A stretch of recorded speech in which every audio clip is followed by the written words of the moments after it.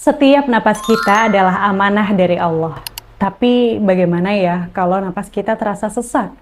Apakah kita sudah benar-benar menjaganya? Rasulullah Shallallahu Alaihi Wasallam mengajarkan pola hidup sederhana dengan makan makanan yang halal dan jangan berlebihan. Seperti program 14 hari sehat paru-paru bersama Fixme ini. Pagi hari kita bisa konsumsi Fixme dicampur dengan rendaman jahe dan habats. Siang dan malamnya kita bisa konsumsi Fixme dicampur dengan habats. Dan jangan lupa, kurangi gorengan, gula berlebihan, dan perbanyak aktivitas di bawah sinar matahari.